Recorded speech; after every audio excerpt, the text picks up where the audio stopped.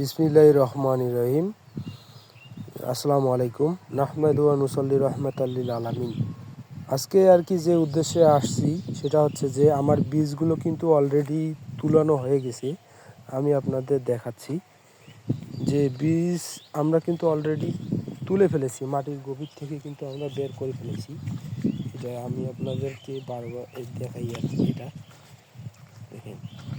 আর লাঙলের সাহায্যে ম্যাক্সিমাম যে সময়টা আমি করে থাকি, এটা যদি মনে করেন আপনারাও যদি এইভাবে রোপণ করে এই আর কি বীজটা তোলেন, তাহলে এই বীজে আসলে কেটে যাওয়ার সম্ভাবনা খুবই কম।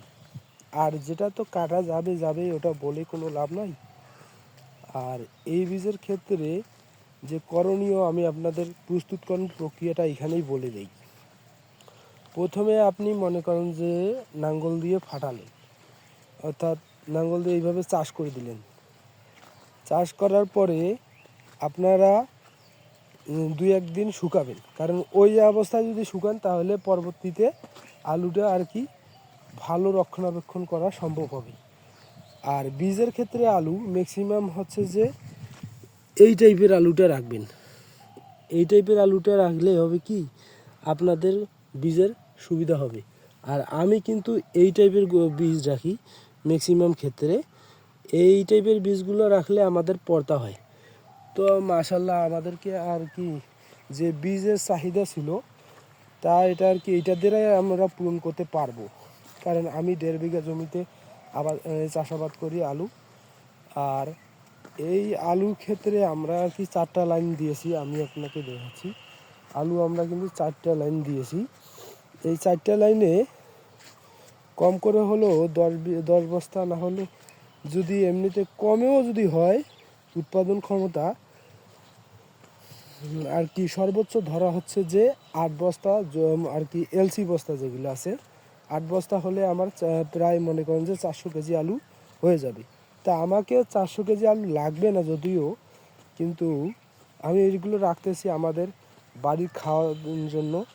লাগে তো ভাই, চাষাবাদ করে যদি আমরা যদি নিজের উৎপাদনের ক্ষমতা হারিয়ে ফেলি তাহলে একটা বিষয় এটা না। তা আর যদি মনে করেন নিজের যদি খাবার না পাই তাহলে এটা একটা কেমন হয়ে যায়। তা এই জন্য আমরা আর কি এটা আর কি আমাদের বাড়ির জন্য খাওয়ার জন্য রাখবো, আর বাকিটা হচ্ছে যে বীজের জন্য রেখে দিব। তবে বীজের জন্য বাছাই করতে হবে। ওই যে আমি আপনাদের দেখাইলাম যে এই দুইটা আছে যে আমি আর কি রাখবো বীজের জন্য।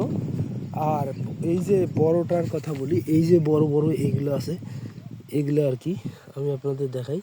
এগুলার মধ্যে যেগুলো আছে এগুলো আমরা আর কি এখানে কইরা এগুলো হচ্ছে আমরা খাওয়ার জন্য উপযোগী করে তুলব।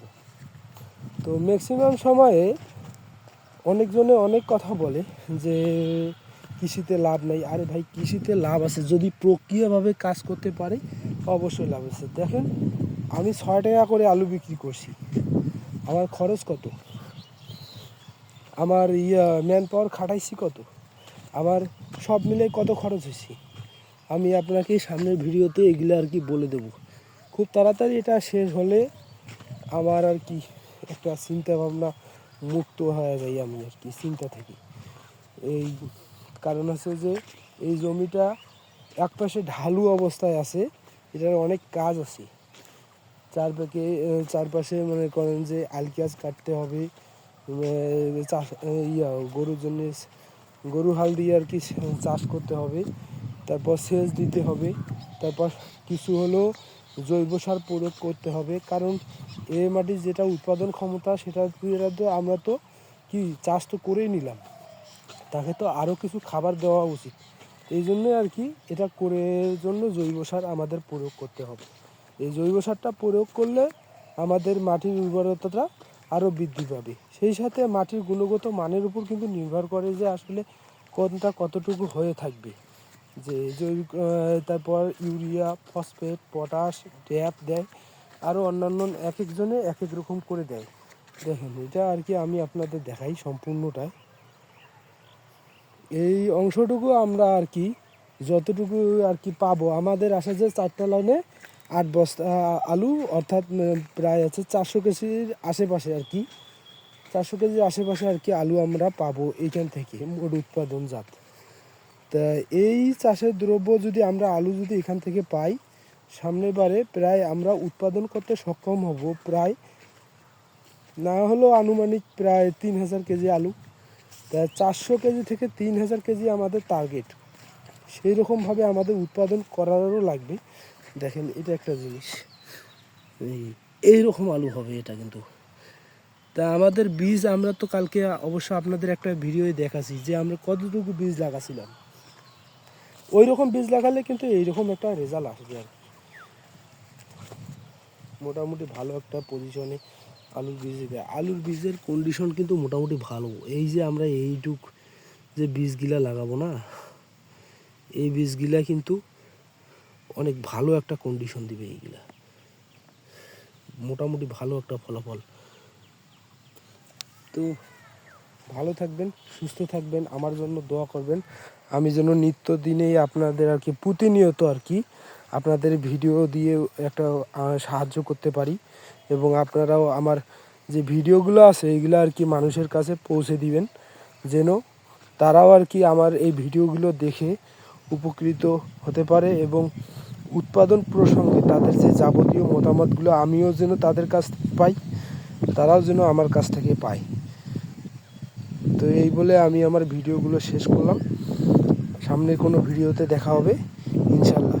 তবে অবশ্যই লাইক কমেন্ট করে দিবেন, আর আমার ইউটিউব চ্যানেলটা একটু সাবস্ক্রাইব করে দিবেন রে ভাই। কারণ একটা ভিডিও তো মেক করতে তো অনেক সময় লাগে, একটা এডিটের ব্যাপার আছে, নয়েজ ক্যান্সেলেশনের ব্যাপার আছে, তারপর অনেক কিছু যাবতীয় খরচ হয় একটা ভিডিওতে।